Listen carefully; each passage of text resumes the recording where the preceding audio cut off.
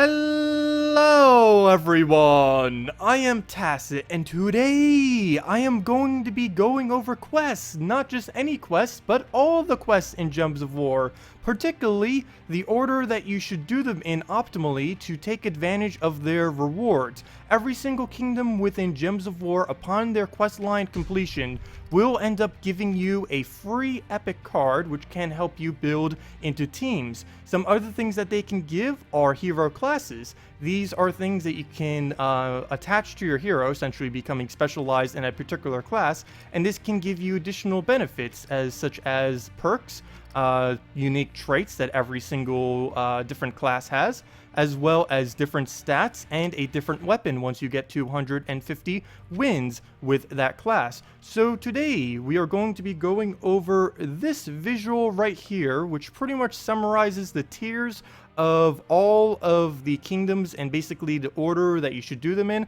Keep in mind that this is not the only order in which you can do them in. This is just one that I particularly see as pretty much the most optimal order that you can currently do them in as far as the sequence if you want to do it for maximum power. Of course, if you just wish to quest, you can just quest however you want. And one other thing to mention about quests, which is both a good and bad thing, is questing in Gems of War gives you the highest amount of EXP than anything else you can currently do. This is good because, well, you gain a lot of EXP, but this is somewhat bad at lower levels, particularly if you are under level 200, especially if you are under level 100, mainly because this levels you quite a bit. Prior to level 100, you probably only want to do a couple main kingdoms, probably the one higher up on the ratings here, but let's just get into them, and we'll start with the number 1 ones, which are everything in this category you should essentially do, as well as number 2, regardless of what level you are, simply because they are such good value. And this is Broken Spire and Adana. So why do we want to do these? Well, Broken Spire unlocks Arena. It's also one of the easiest kingdoms, since it is the one that the quest pretty much just starts you in from the tutorial. But the main reason you want to finish out Broken Spire is for this soul gain right here. You can play the Arena minigame after completion of this kingdom, and this is the best amount of souls that you're going to be able to get early on in the game. All of these soul values are really huge compared to just using a Valkyrie or a White or a Warg or just any other small soul gainer in your team. This is how you're going to accumulate a good majority of your souls prior to level 100, so it is definitely a good idea just to get that done. Plus, you'll most likely naturally do so just from kind of completing out the tutorial, since the tutorial does bring you through a good majority of it. You'll also end up getting a hero class afterwards. Hero classes you can switch to by going into your hero tab and then just switching over to class and then go into whatever one. You can either change into them, or you can go and actually level them up, go change your perk. You can only have one active at a time. As I mentioned, they all have their own unique perks, their own unique traits, as well as their own unique weapon that they can get. The Warlord, as for the most part, does get... there are better reds out there, but since it is the first one you normally get, it tends to be pretty good. Next, of course, was the Adana that you would end up doing. The main reason for this is two. For one, you'll need it for something within Kazil later to be able to get their weapon from within there. But the other reason you do it is for the Mechanist class. The Mechanist class is currently the best brown class. Where on earth are you, Mechanist? There it is. Oh, I'm already on it. That's why I couldn't find it. And the other pretty nice thing about the Mechanist is the Dragonator. It burns, freezes, and silences an enemy, as well as deals some random damage. Quite a bit of things it gets off. And it also is very commonly used for its immunity to freeze, as well as its 50% start to all mechs, which can come in handy, particularly with the Bomb-Bot troop. So, let's get into the next ones now. For the number 2, we would want to be considering things such as the Zolkari Kingdom, as well as the Kazil Kingdom. So Zolkari, similar to Broken Spire, gives you a huge amount of bonuses. One other thing to note about doing Broken Spire, Adana, and Zolkari is that doing this combination of 3 kingdoms will unlock every single basic trait stone in the game for you to be able to accumulate. The Broken Spire gives you browns and blues. Adana gives you, oops, sorry, wrong one. Adana gives you reds and yellows, and Zolkari gives you green and purple. So between the 3 of them, you can cover every single trait stone from common to ultra rare just between the 3 of them. So you'll get a nice variety of trait stones. But the other reason to do Zolkari is for the Tyri that you end up getting from completing the kingdom. You'll get that one free epic, and she is currently the best troop to use for farming up maps. I'll post a video in the top right corner, probably also mention it in the description, of how to gain dozens of maps with her per hour. But essentially what makes her so good at gaining maps is she can destroy gems from the board, which is really good border control. The fact that it destroys means you also accumulate all the mana for it. As early as level 100, level 11, as early as level 11, she will have enough magic to destroy 8 gems, which will be enough to fully fill up her mana, so you can keep spamming it out. And of course, she has a 20% chance every single time she casts to gain you a map, and this can earn you dozens per hour when using it with things like Dryads, Goblin Shaman, Green Seer, Giant Spider. Really anything that can feed her a good amount of mana will help her to accumulate a lot of maps for you, which you can then use to play the treasure hunt minigame. One pretty good thing about the treasure hunt minigame, other than the fact that it gives a wide variety of rewards, is it does not give you any EXP whatsoever. So if you ever feel like you're falling behind in the game, you'll just be able to do that and accumulate all your maps. Now, over to, oh, you also get the Orb Weaver class from it. Orb Weaver is a kind of average class. It's mainly used just to get the weapon from the class. If we go over to Orb Weaver, the main thing it's used for is just getting 250 wins, and then using this spider totem, deals 12 damage to an enemy, drain their mana and web them, and if they are already webbed, you will gain an extra turn. So pretty nice on that, since it can also gain an extra turn. And the other kingdom is Kazale. Kazale is quite unique in that it is the only kingdom that directly gives you a weapon. It also has an actual extra quest line at the end of it, instead of just like a go and get a new hero class. And this ends up unlocking the War and Peace weapon. War and Peace is a relatively average weapon, but compared to what you have earlier on in the game, it is definitely quite potent.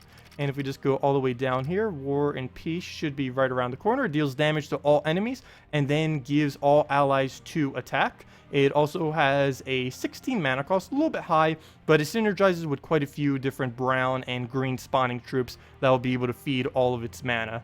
And it is definitely a nice weapon to consider, since it's the earliest weapon you can possibly get that is capable of hitting all enemies, and any weapon that can hit all enemies is definitely really potent to obtain. So next up on our list of kingdoms to get first is the Kitar and Karkaroth combo. This combo is extremely devastating. The Kitar, you end up getting the Necromancer class for. This Necromancer is currently pretty horrible as a class, but it gives the best weapon currently within the game, or arguably the best weapon. It is Creeping Death. It places Death Mark on the strongest and weakest enemy. That means the one with the highest and lowest durability. That means if you add up their armor and life, whichever one has the lowest and whichever one has the highest armor and life, it'll place a Death Mark on.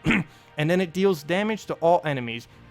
Do keep in mind that if you do end up killing whichever one is weakest on the enemy team, it will not place the other death mark, it'll only place one. But if you can get the damage to hit all enemies, as well as the 2 death marks down, that is pretty potent. Death mark, of course, has a 10% chance every single turn to just straight out kill the enemy, and just instantly dragging a kill or even a double kill out of nowheres is extremely powerful.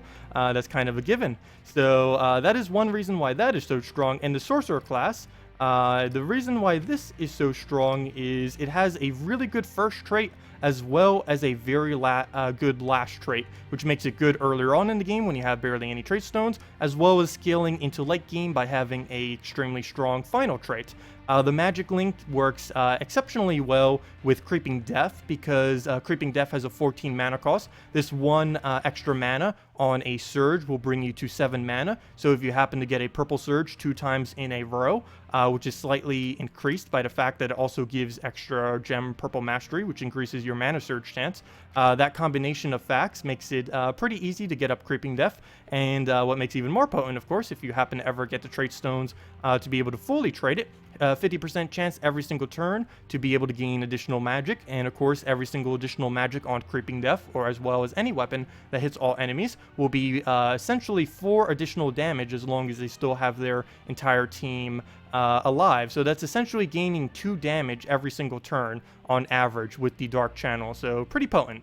So let's go into our next ones now. We have Forest of Thorns and the Silverglade, which consoles just got recently. Both of these are extremely well for doing Explore. Explore is not something you need immediately when you get into the game, but it is definitely a utility that you'll be needing to be able to farm trait stones as you progress and need to start trading up things like legends and epics and mythics within the game. But as far as this kingdom, it does end up unlocking you the Rowan troop.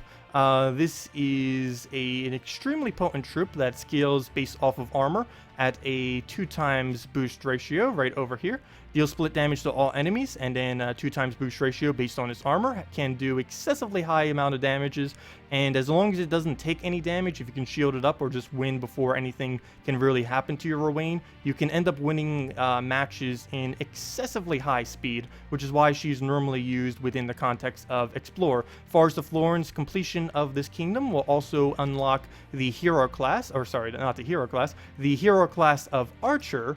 Archer is the most well-rounded class currently within Gems of War. It has both of the offensives, so that makes it really nice at being able to do damage. You can either use it as a frontline attacker, or you can place it further back to use it more as a caster, so it's really versatile in that regard. Its traits also makes it very versatile, since fast will allow it to be a caster, since it gains 50% extra mana. This also makes it work with literally any weapon, because you will always be able to get 50% extra mana, even if it's not of your mana type, which is green for this particular class. And if you want to use it more skull oriented, it has a 15% chance to just instantly straight up kill an enemy whenever you take a skull, so that of course is pretty potent as well. As far as the Silverglade, this is mainly to get Princess Espeth.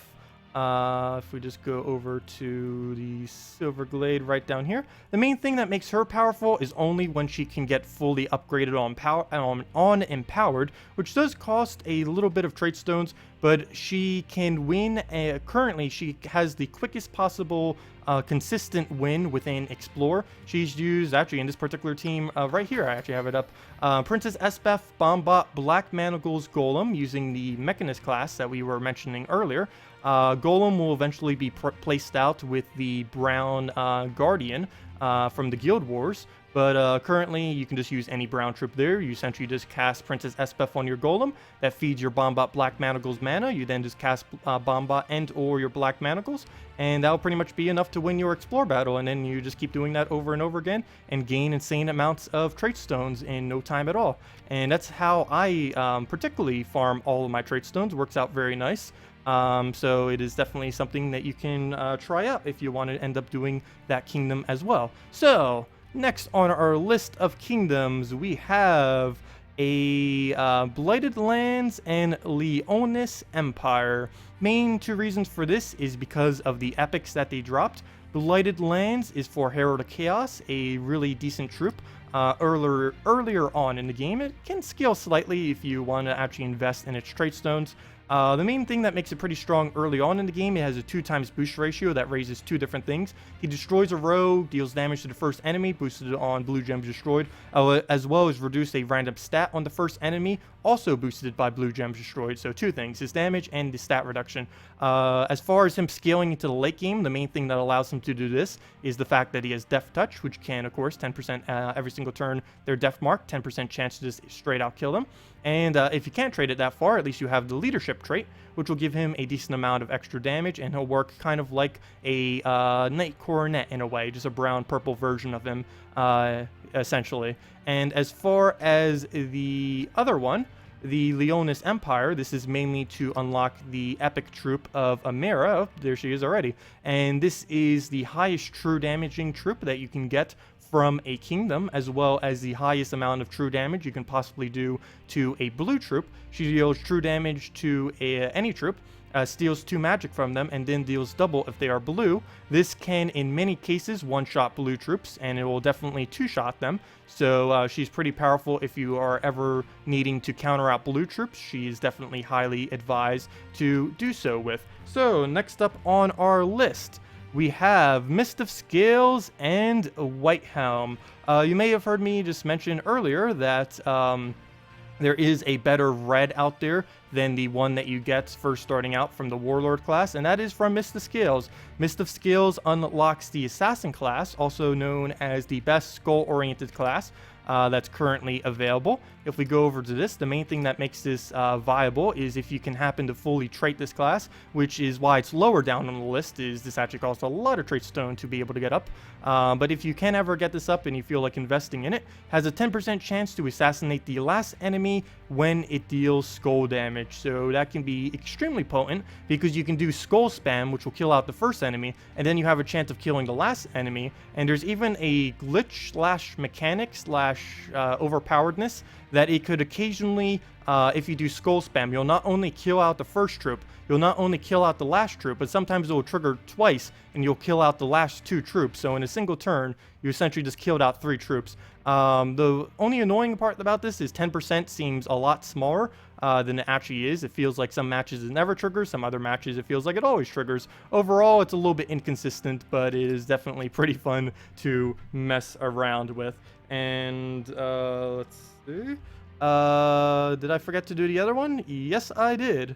The other one is White Helm right over there. White Helm is just for the Priest class. The Priest class is, well, why I forgot about it is basically no one really uses it that much anymore. It's mainly used to counter out true damage, and currently there isn't anything too ridiculous off of true damage, though Tesla, which is added into the game, but it doesn't heal enough to really make it worth using it against. But the main thing that Priest is used against is, well, for one, it's used on all Divine teams. It's pretty good for that. The main other thing that's used for is the fact that it heals all allies by 2 per turn. This is essentially 8 heal to your entire team if you're doing damage to all your troops, which quite a few different true damage troops out there will be able to do. And this isn't too much per turn, and do keep in mind if you're already at max HP, this is only healing, so it'll only bring you towards your max HP. It's not actually going to give you 2 additional life every single turn. It doesn't do that. If it did do that, then it would probably be actually pretty good, but or if it had a higher heal. But in the current state of the game, it isn't really used too much, but it does have its purposes in countering out true damage if it ever becomes too ridiculous. So now on the previous tab that I was going to do, number 7, those 3 you may notice, currently they are not within the game as actual classes. Not a single one of those 3 right there, Golvania, Stormheim, or Divinian Fields, all 3 of them currently do not have a hero class on them, but all 3 of these will be gaining a hero class on Monday on the PC mobile version of the game. They keep changing what they actually do, like it feels like every few days for the past week or 2. So I currently don't know exactly what their end result is going to be, so I can't really judge on if they're going to be worth it, but they're definitely going to be worth it more than the ones that are under the 8th tab, and they're definitely going to be worth it more than all the kingdoms that do not actually have a hero class that'll be associated with them. So for the final 2, these are actually the worst 2 hero classes in the game, but they are 2 kingdoms that do give a hero class, so for this fact alone, they are somewhat okay and not 100% useless. And this is Sword's Edge and Magrim Woods. Sword's Edge is currently the only blue hero, so you're kind of stuck. If you want to go hero, you have to go, or if you want to go with a blue weapon oriented for the extra bonus damage, you're kind of stuck at this current moment in time having to do the Knight class. It is arguably the absolute worst class, with the only one trying to take that place being the other one from Magrim Woods, which is the Warden. Warden does have one particular use which makes it not completely useless, and also why it's kind of on this list. It is the only class as of currently, and probably ever, that can be set as a beast. This is normally used with a fully traded Nature Guardian to get your weapon up to 50% mana as soon as you start off the battle. So it's not completely useless, but other than that, that's like the only instance you will ever use this class in. And both of them have a relatively horrible weapon. And the Knight's weapon actually glitches from time to time. I don't even know if they fixed that yet. But anyways, that is the full kingdom progression. I did exclude several kingdoms from this list. I forget exactly what all of those were that I did end up excluding. The main reason for this, they're not like absolutely useless kingdoms, but the only reward you get from them is their epic troop, and many of them that I omitted from this list have extremely bad epic troops attached to them. So just one last time for reference, here is the full list of the tiers for the progression for doing all of the quests within the game. I hope this was helpful for you in being able to determine where you're going to be kind of going as you do quests. Do keep in mind that there is going to be a new quest or a new kingdom coming out probably a couple hours after this video gets uploaded. So do keep your eye out for that. Hope you guys get a lot of wonderful drops from it. I will be streaming it on Friday from 10 a.m. to 4 p.m., Saturday from 10 a.m. to 4 p.m., and even on Easter from 10 a.m. to 1 p.m. It's going to be a kind of like our Easter holiday celebration thing this weekend, and we'll be able to do the new kingdom as we do so. So we will be showing all of the new troops with it. We'll be doing the new legend and everything like that. So feel free to come down. We'll be doing it just right here on this channel streaming. So anyways, thank you all so much for watching. Best of luck with your chest openings for the new kingdom tomorrow, anyone on PC and mobile. And I hope you all join us on the stream. If not, I hope you guys have a wonderful holiday, and I will see you all later. Goodbye.